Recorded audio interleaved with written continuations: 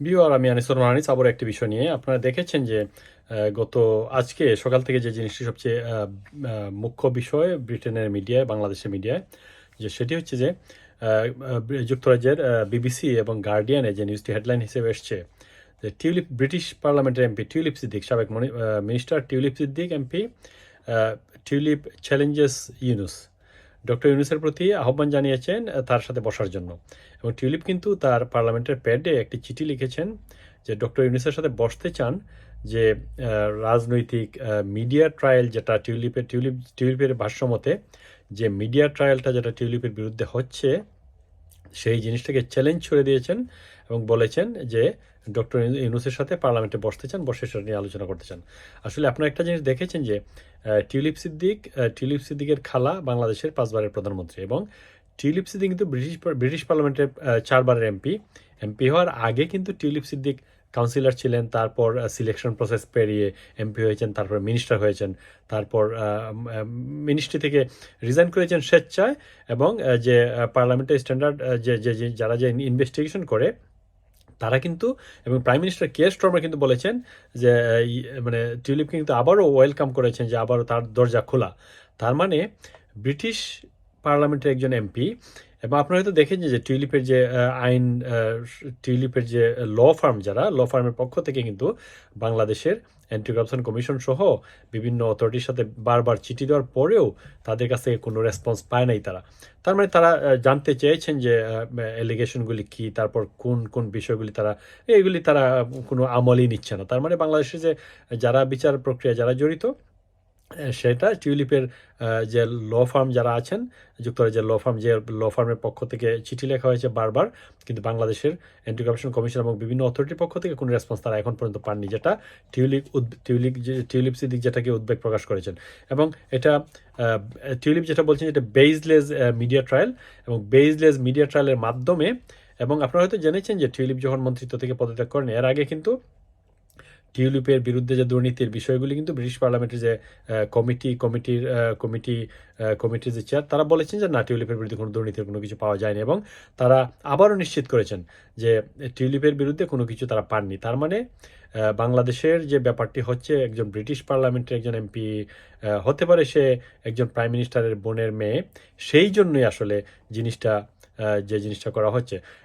এখন বিষয় হচ্ছে যে টিউলিপ সিদ্দিক ব্রিটিশ পার্লামেন্টের 4 বারের নির্বাচিত এমপি এবং অনেকে মনে করছেন যে বাংলাদেশে ইন্টারিম বা caretaker what ever the government currently exist in Bangladesh, যদি এখানে যারা আছেন অনেকে তো এরকমও মনে হয় যে উনি তার বাড়ির ওয়ার্ডে গিয়ে যদি মেম্বারে দাঁড়ান সেখানেও ফেল করবেন। তো এই জিনিসটা আসলে এটা ভোটে যারা ভোট দেবে তারা বলবে, সেটা মিডিয়া যারা কথা বলে।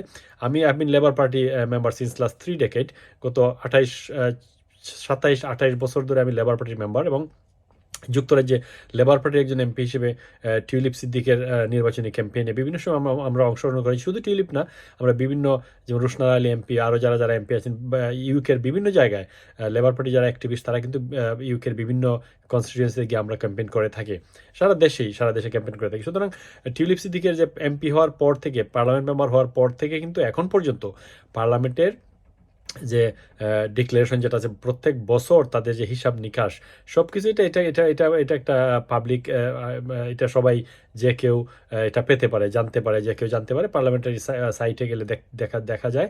শুধু এখানে লুকানোর কোনো বিষয় নেই এবং বিভিন্ন বিষয় নিয়ে যেটা টিউলিপের বিরুদ্ধে যে মিডিয়া বেসলেস মিডিয়া নিউজ যেগুলি পাবলিশড হচ্ছে বাংলাদেশের বিভিন্ন মিডিয়া জুড়ে, সেগুলি আসলে একটা একটা হেজিটেশনে ফেলার জন্য আসলে যেটা ইন্টেনশনাল এবং পারপাস। এবং যেটা দেখা যায় টিউলিপের খালা ছিলেন বাংলাদেশের প্রধানমন্ত্রী, পাঁচবারের প্রধানমন্ত্রী। টিউলিপের নানা ছিলেন বাংলাদেশের ফাউন্ডিং ফাদার অফ বাংলাদেশ এবং প্রথম বাংলাদেশের রাষ্ট্রপতি, তারপর বাংলাদেশের প্রধানমন্ত্রী। তারপরে এটা আসলে আমরা দেখেছি যে বিভিন্ন নিউজ থেকে দেখা যায় যে যখন টিউলিপ সিদ্দিকীর পক্ষ থেকে লয়ারদের পক্ষ থেকে বারবার লেখালেখির পরেও বাংলাদেশের পক্ষ থেকে কোনো রেসপন্স আসে নাই। এবং ব্রিটিশ পার্লামেন্টের একজন এমপির বিরুদ্ধে বাংলাদেশে ওয়ারেন্ট হচ্ছে। ব্রিটিশ পার্লামেন্টের একজন সেটা বাংলাদেশের গভর্নমেন্টের তো বিভিন্ন ওয়ে আছে যে এই মানে টিউলিপ সিদ্দিক জন্ম ব্রিটেনে, ব্রিটিশ নাগরিক, বাংলাদেশের এথনিক ব্যাকগ্রাউন্ড বাংলাদেশি। এই জন্য হৃদয়ে আমরা যারা বিভিন্ন বিশ্বের বিভিন্ন যে দেশে থাকি তারা বাংলাদেশের, যেহেতু আমরা এথনিসিটি বাংলাদেশি, সুতরাং বাঙালি এবং বাংলাদেশ, সুতরাং আমরা আমাদের হৃদয়ে বাংলাদেশ আমরা ধারণ করি। কিন্তু ব্রিটিশ পার্লামেন্টে এমপি হওয়ার জন্য সব ক্রাইটেরিয়া ফিল আপ করে এবং তাদের জনগণের ভোটে নির্বাচিত হয়ে চারবারের এমপি নির্বাচিত হয়েছেন। সুতরাং হ্যাঁ, একটা জিনিস মানুষের একটা মিডিয়া ট্রায়াল, যেমন আমরা বাংলাদেশের পক্ষ থেকে যদি দেখি যে ওনার ওনার বিরুদ্ধে একটা সম্পত্তি ওনার নামে নেওয়া হয়েছে, সেটার বিরুদ্ধে মিডিয়া লেখালেখি করছে। তারপর আরো বিভিন্ন দুর্নীতির অভিযোগ এনেছেন। অনেক কথাই লেখালেখি হচ্ছে, কোনো কিছুরই প্রমাণ নেই। উনি চ্যালেঞ্জ ছুড়ে দিয়েছেন।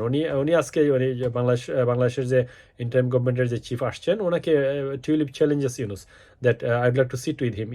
If he brave enough, then of course he will find a time and sit with her to discuss about the media trial.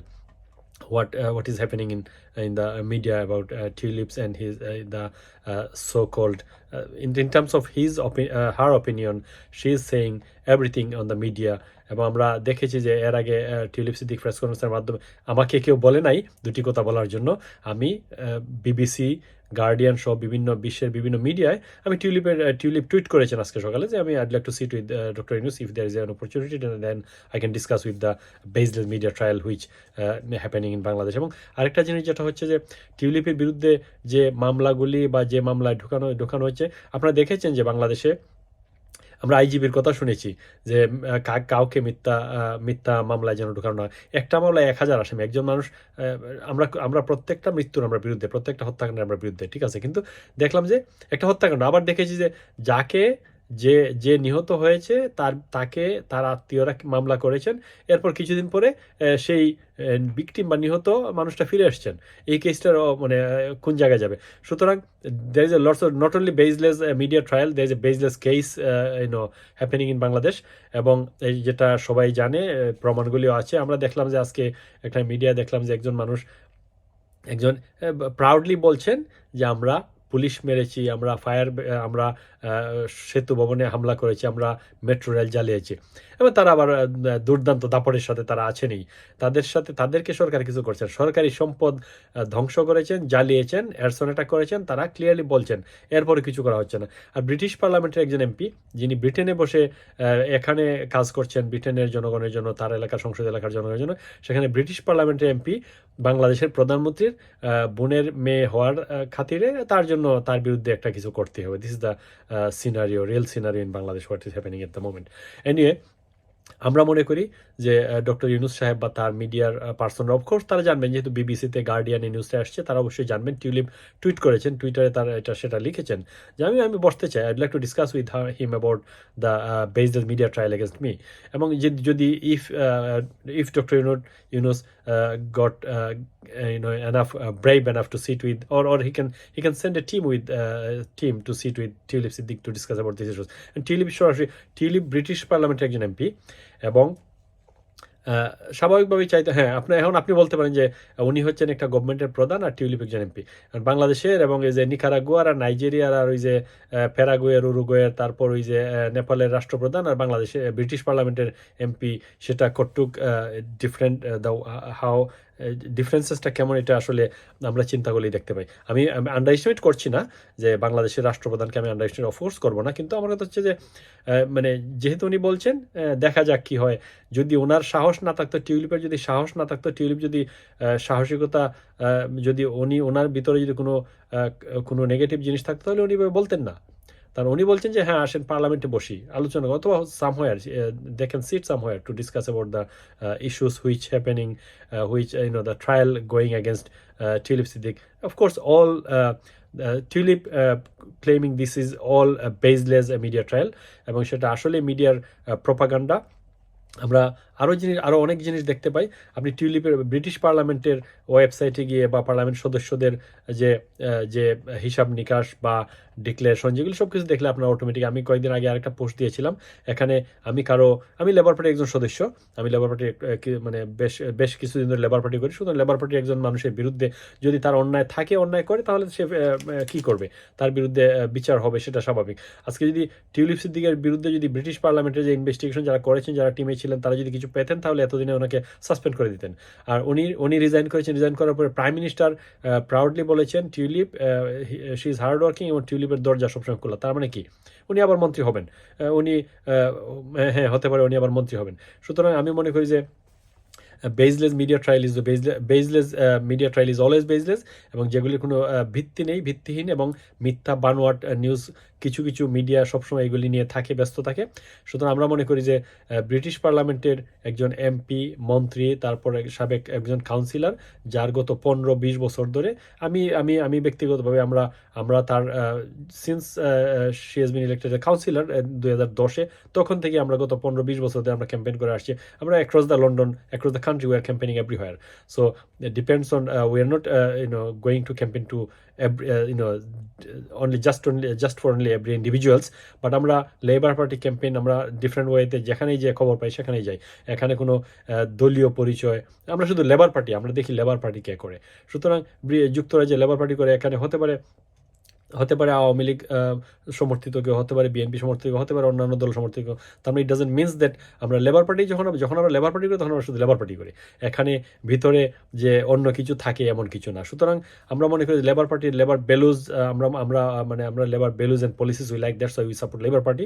সুতরাং লেবার পার্টির যারা মন্ত্রী, মিনিস্টার, এমপি, মন্ত্রী যারা আছেন, কাউন্সিলর যারা, তারা of course they are very clean and clear in terms of their personal financial side. সুতরাং এখানে দুর্নীতির কোনো, করাপশনের কোনো সুযোগ আছে বলে আমার মনে হয় না, আমি মনে করি না, কারণ এখানে দুর্নীতি করে পার পাওয়ার কোনো সুযোগ নেই। সুতরাং ব্রিটিশ পার্লামেন্টের একজন এমপির বিরুদ্ধে বাংলাদেশের মিডিয়ায় কি লেখা হচ্ছে সেটা ডেফিনেটলি, আর বাংলাদেশের যে কোর্টগুলি আমরা দেখতে পাচ্ছি যে ইদানিংকালে যে কোর্টের যে আমরা বিভিন্ন স্পেশালি অ্যান্টি কারাপশন কমিশনের যে ওয়ে প্রসেস, অফকোর্স ইফ কেউ যদি একটা চিঠি লেখে, অফকোর্স দে শুড রেসপন্স। যদি রেসপন্স না করে তাহলে কি মানে কি, তার মানে তারা চিঠি কোথাও দিচ্ছেন, বলবেন যে হ্যাঁ রেসপন্স নাই, ওয়ারেন্ট হয়ে গেল। এটা মানে থার্ড ওয়ার্ল্ড কান্ট্রির জন্য এটা একটা অবভিয়াস, এটা নতুন কিছু না। সুতরাং আমরা মনে করি টিউলিপের চ্যালেঞ্জটা বাংলাদেশের সরকারের পক্ষ থেকে যদি কেউ জানে শুনে, অফকোর্স জানবে, যেহেতু বিবিসিতে আসছে, ডেইলি বিবিসিতে আসছে, তারপর বিভিন্ন মিডিয়া আসছে। সুতরাং অফকোর্স আমরা মনে করি ইউকের গার্ডিয়ানে আসছে। আমরা মনে করি যে টিউলিপ সিদ্দিক তার ব্যক্তিগত যে খোলা মন থেকে উনি বলছেন, ওনার ক্লিন মাইন্ড থেকে উনি বলছেন যে আমরা বসলে আমরা আলোচনা করলাম যে আমার বিরুদ্ধে মিডিয়া ট্রায়ালটা হচ্ছে, সেটা নিয়ে আলোচনা করলাম। ভিউয়ার, যদি আমার ভিডিওটি ভালো লাগে please subscribe my YouTube channel আনিস্পিক। ধন্যবাদ আপনাদের সবাইকে।